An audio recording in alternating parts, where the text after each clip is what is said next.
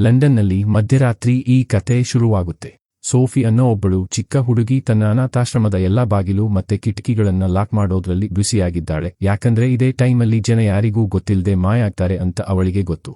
Sophie ಹೀಗೆ ಎಚ್ಚರಿಕೆಯಿಂದ ಇರಬೇಕಾದ್ರೆ ಮತ್ತೆ ಬೇರೆ ಅನಾಥ ಮಕ್ಕಳು ಮಲಗಿರುವಾಗ ಆ ಸೈಲೆಂಟ್ ಬೀದಿಗಳ ಮೇಲೆ ಒಂದು ದೊಡ್ಡ ನೆರಳು ಮೂಡುತ್ತೆ. ಸೋಫಿ ತನ್ನ ಬೆಡ್ ಮೇಲೆ ಮಲಗಿ ಬುಕ್ ಓದ್ತಾ ಎಚ್ಚರವಾಗಿದ್ದಾಳೆ.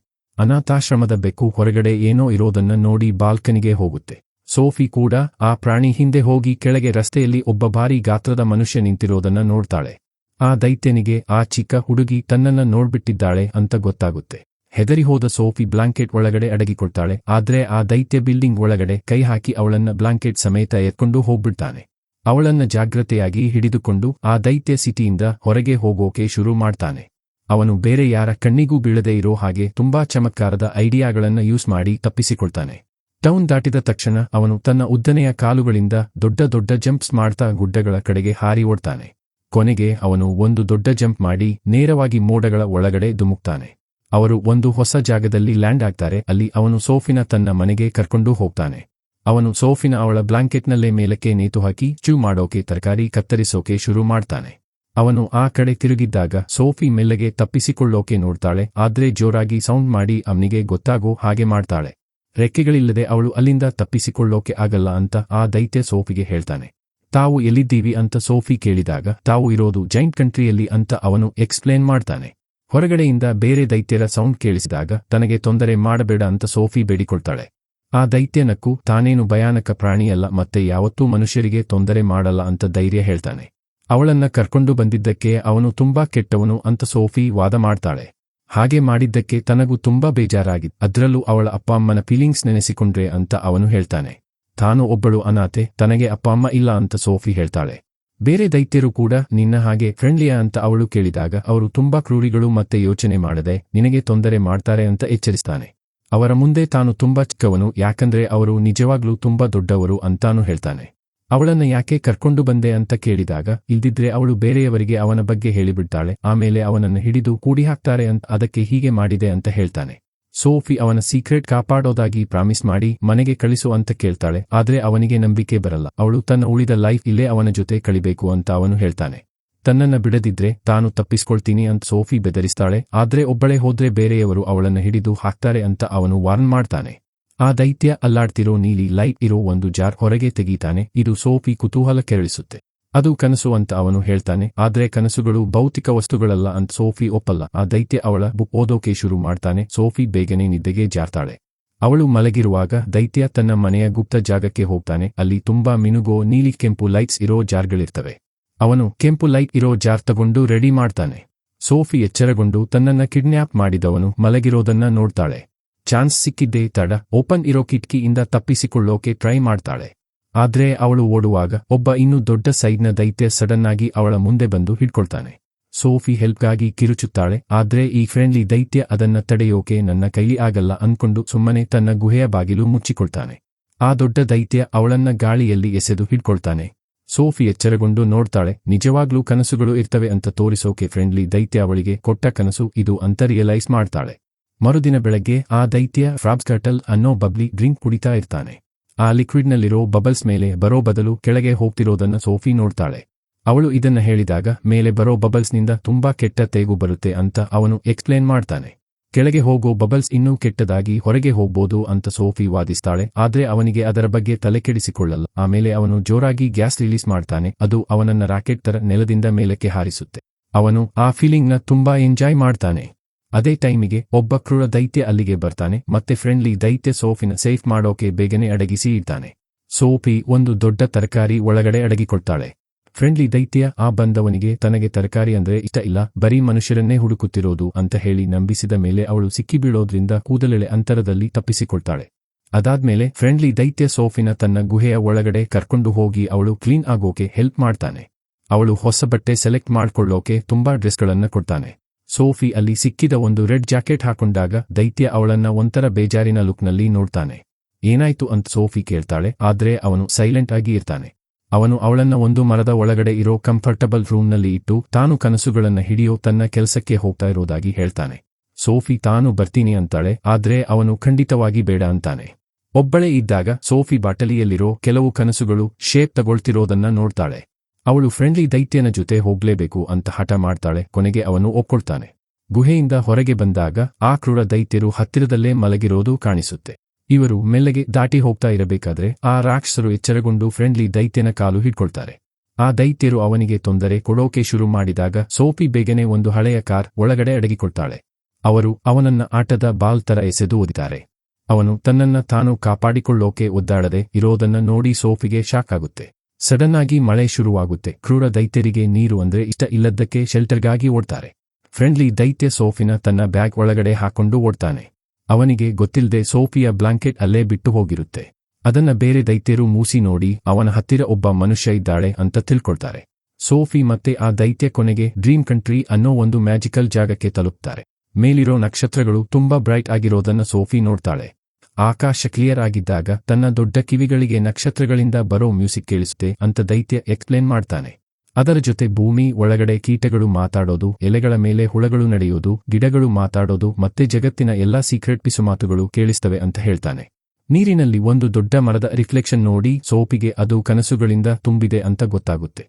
ಯಾರೋ ಒಬ್ಬರು ತನ್ನನ್ನ ಬಿಗ್ ಫ್ರೆಂಡ್ಲಿ ಜೈಂಟ್ ಅಂತ ಕರೆದಿದ್ದು ಅಂತ ದೈತ್ಯ ಶೇರ್ ಮಾಡ್ತಾನೆ. ಅವನು ನೀರಿಗೆ ಜಂಪ್ ಮಾಡಿ ಬೇರೆ ಡೈಮೆನ್ಷನ್ಗೆ ಕಾಲಿಡ್ತಾನೆ. ಸೋಫಿನು ಬರೋಕೆ ಹೇಳ್ತಾನೆ. ಅವಳು ಕೂಡ ಫಾಲೋ ಮಾಡ್ತಾಳೆ. ಅವರಿಬ್ಬರು ಎಲ್ಲಾ ಕನಸುಗಳು ಹುಟ್ಟೋ ಆ ಮರದ ಮುಂದೆ ನಿಲ್ತಾರೆ. ಬಿಗ್ ಫ್ರೆಂಡ್ಲಿ ಜೈಂಟ್ ಒಂದು ಗೋಲ್ಡನ್ ಕನಸನ್ನ ನೋಡಿ ಇದು ತುಂಬಾ ರೇರ್ ಅಂತ ಹೇಳ್ತಾನೆ. ಅವನು ಅದನ್ನ ಹಿಡಿಯೋಕೆ ಟ್ರೈ ಮಾಡ್ತಾನೆ. ಆದ್ರೆ ಆ ಕನಸು ಜಾರಿ ಹೋಗ್ತಾ ಇರುತ್ತೆ. ಸೋಫಿ ಹತ್ತಿರ ಆ ಕನಸು ಸ್ಲೋ ಆದಾಗ ಅದು ನಿನ್ನನ್ನ ಗುರುತಿಸಿದೆ ಅಂತ ಅವನು ಹೇಳ್ತಾನೆ. ಹತ್ತಿರ ಕೇಳಿಸಿಕೊಂಡರೆ ನಿನ್ನ ವಾಯ್ಸ್ ಕೇಳಿಸುತ್ತೆ ಅಂತಾನು ಹೇಳ್ತಾನೆ. ಆ ಕನಸನ್ನ ಒಂದು ಜಾರ್ನಲ್ಲಿ ಹಾಕಿ ಬಂದ್ ಮಾಡಿ ಸೋಫಿಯ ಕನಸು ಅಂತ ಲೇಬಲ್ ಹಾಕ್ತಾನೆ. ಒಂದು ಕೆಂಪು ಕನಸು ಸಿಗೋವರೆಗೂ ಸೋಫಿ ಅವನಿಗೆ ಕನಸುಗಳನ್ನ ಹಿಡಿಯೋಕೆ ಹೆಲ್ಪ್ ಮಾಡ್ತಾಳೆ. ಅದು ಒಂದು ನೈಟ್ಮೇರ್ ಆಗಿರುತ್ತೆ. ದೈತ್ಯ ಆ ಕೆಂಪು ಕನಸನ್ನ ಹಿಡಿದು ಇದು ಪಶ್ಚಾತ್ತಾಪದ ಕನಸು ಅಂತ ಹೇಳ್ತಾನೆ. ಇದು ಜನ ತಾವು ಮಾಡಿದ ತಪ್ಪುಗಳನ್ನ ನೆನೆಸಿಕೊಳ್ಳೋ ಹಾಗೆ ಮಾಡುತ್ತೆ ಮತ್ತೆ ತಮಗೆ ಕ್ಷಮೆಯೇ ಇಲ್ಲ ಅನ್ನೋ ತರ ಫೀಲ್ ಮಾಡಿಸುತ್ತೆ. ಆಮೇಲೆ ದೈತ್ಯ ಸೋಫಿನ ಆ ಡೈಮೆನ್ಷನ್ನಿಂದ ಹೊರಗೆ ಕರ್ಕೊಂಡು ಬರ್ತಾನೆ ಮತ್ತೆ ಅವರ ಜರ್ನಿ ಕಂಟಿನ್ಯೂ ಮಾಡ್ತಾರೆ. ಹೋಗ್ತಾ ಹೋಗ್ತಾ ಇನ್ಮೇಲೆ ಅವನನ್ನ ಓರಿಯನ್ ಅಂತ ಕರೆಯೋಕೆ ಸೋಫಿ ಡಿಸೈಡ್ ಮಾಡ್ತಾಳೆ. ಸೋಫಿ ಮತ್ತೆ ಓರಿಯನ್ ಲಂಡನ್ಗೆ ತಲುಪ್ತಾರೆ. ಅಲ್ಲಿ ಆ ದೈತ್ಯ ತನ್ನ ಉದ್ದನೆಯ ಟ್ರಂಪೆಟ್ ಯೂಸ್ ಮಾಡಿ ಮಲಗಿರೋ ಜನರಿಗೆ ಖುಷಿ ಕೊಡೋ ಕನಸುಗಳನ್ನ ಕಳಿಸ್ತಾನೆ. ಅವನು ಆ ಖುಷಿಯ ಕನಸುಗಳನ್ನ ಸೋಫಿಗೆ ಎಕ್ಸ್ಪ್ಲೇನ್ ಮಾಡ್ತಾನೆ. ಅವಳಿಗೆ ಇದು ತುಂಬಾ ಇಷ್ಟ ಆಗುತ್ತೆ. ವಾಪಸ್ ಬರೋವಾಗ ಬೇರೆ ದೈತ್ಯರು ಮಕ್ಕಳನ್ನ ಕಿಡ್ನ್ಯಾಪ್ ಮಾಡೋಕೆ ಹೋಗ್ತಿರೋದನ್ನ ಅವರು ನೋಡ್ತಾರೆ. ಇದನ್ನ ನಿಲ್ಲಿಸೋಕೆ ಏನಾದ್ರೂ ದಾರಿ ಹುಡುಕಲೇಬೇಕು ಅಂತ ಸೋಫಿ ಹಠ ಮಾಡ್ತಾಳೆ. ಅವರು ಮಾತಾಡ್ತಾ ಇರಬೇಕಾದ್ರೆ ಸೋಫಿಯ ಬ್ಲಾಂಕೆಟ್ ಜೈಂಟ್ ಕಂಟ್ರಿಯಲ್ಲೇ ಬಿಟ್ಟು ಹೋಗಿರೋದು ನೆನಪಾಗುತ್ತೆ. ಆಗ ಓರಿಯನ್ ಫೇಸ್ ಸೀರಿಯಸ್ ಆಗುತ್ತೆ. ಅದಾದ್ಮೇಲೆ ಸೋಫಿ ಅನಾಥಾಶ್ರಮದ ಹೊರಗಡೆ ಎಚ್ಚರಗೊಳ್ತಾಳೆ. ಬ್ಲಾಂಕೆಟ್ ಅಲ್ಲೇ ಬಿಟ್ಟು ಹೋಗಿರೋದ್ರಿಂದ ಬೇರೆ ದೈತ್ಯರಿಗೆ ಅವಳ ಬಗ್ಗೆ ಗೊತ್ತಾಗಿದೆ. ಇನ್ಮೇಲೆ ಅವಳು ಅವನ ಜೊತೆ ಸೇಫ್ ಅಲ್ಲ ಅಂತ ಓರಿಯನ್ ಹೇಳ್ತಾನೆ. ನಾವಿಬ್ಬರು ಸೇರಿ ಅವರನ್ನ ನಿಲ್ಲಿಸಬಹುದು ಅಂತ ಸೋಫಿ ವಾದ ಮಾಡ್ತಾಳೆ. ಆದ್ರೆ ಓರಿಯನ್ ತಾನು ಮುಂಚೆ ಜೈಂಟ್ ಕಂಟ್ರಿಗೆ ಕರ್ಕೊಂಡು ಬಂದಿದ್ದ ಒಬ್ಬ ಹುಡುಗನ ಬಗ್ಗೆ ಹೇಳ್ತಾನೆ. ಸೋಫಿ ತರಾನೇ ಆ ಹುಡುಗ ಕೂಡ ಅವನನ್ನ ನೋಡ್ಬಿಟ್ಟಿದ್ದ, ಹಾಗಾಗಿ ಅವನನ್ನು ಕರ್ಕೊಂಡು ಬರಬೇಕಾಯ್ತು. ಸೋಫಿಗೆ ಸಿಕ್ಕಿದ ರೆಡ್ ಜಾಕೆಟ್ ಆ ಹುಡುಗನದ್ದೇ ಅಂತ ಅವನು ಹೇಳ್ತಾನೆ. ಕೊನೆಗೆ ಬೇರೆ ದೈತ್ಯರು ಆ ಮಗುವನ್ನ ಪತ್ತೆ ಹಚ್ಚಿದ್ರು. ಅವರು ಆ ಮಗುವಿಗೆ ತೊಂದರೆ ಮಾಡೋ ಮುಂಚೆ ಮನೆಗೆ ಕಳಿಸೋಕೆ ಓರಿಯನ್ಗೆ ಆಗ್ಲಿಲ್ಲ. ಸೋಫಿ ವಿಷಯದಲ್ಲಿ ತಾನು ಆ ತಪ್ಪು ಮಾಡಲ್ಲ ಅಂತ ಹೇಳಿ ಅವಳು ಬೇಡ ಅಂದ್ರೂ ಓರಿಯನ್ ಹೊರಟು ಹೋಗ್ತಾನೆ. ಸೋಫಿ ಅನಾಥಾಶ್ರಮದ ಬಾಲ್ಕನಿ ಮೇಲೆ ಕೂತು ಓರಿಯನ್ಗೆ ಕೇಳಿಸೋ ಹಾಗೆ ಜೋರಾಗಿ ಮಾತಾಡ್ತಾಳೆ. ಅವನ ಶಾರ್ಪ್ ಕಿವಿಗಳಿಗೆ ತನ್ನ ವಾಯ್ಸ್ ಕೇಳಿಸುತ್ತೆ ಅಂತ ಅವಳಿಗೆ ಗೊತ್ತು. ಅವನು ಹತ್ತಿರದಲ್ಲೇ ಇದ್ದಾನೆ ಅಂತ ಫೀಲ್ ಆಗ್ತಿದೆ ಅಂತ ಹೇಳ್ತಾ ಅವನು ಹೊರಗೆ ಬರೋ ಹಾಗೆ ಮಾಡೋಕೆ ಅವಳು ಬಾಲ್ಕನಿಯಿಂದ ಕೆಳಗೆ ಹಾರ್ತಾಳೆ. ಓರಿಯನ್ ಅವಳನ್ನ ಸೇಫ್ ಆಗಿ ಹಿಡ್ಕೊಳ್ತಾನೆ. ಅವರಿಬ್ಬರು ಜೈಂಟ್ ಕಂಟ್ರಿಗೆ ವಾಪಸ್ ಹೋಗಿ ಆ ಕ್ರೂರ ದೈತ್ಯರನ್ನ ಸೋಲಿಸೋಕೆ ಪ್ಲಾನ್ ಮಾಡ್ತಾರೆ. ಅದೇ ಟೈಮಿಗೆ ಕ್ರೂರ ದೈತ್ಯರು ಬಂದು ಸೋಫಿಗಾಗಿ ಇಡೀ ಮನೆ ಹುಡುಕಲು ಶುರು ಮಾಡ್ತಾರೆ. ಹುಡುಕೋ ಪ್ರೊಸೆಸ್ನಲ್ಲಿ ಅವರು ಓರಿಯನ್ ಕೆಲ್ಸನೆಲ್ಲ ಹಾಳು ಮಾಡ್ತಾರೆ.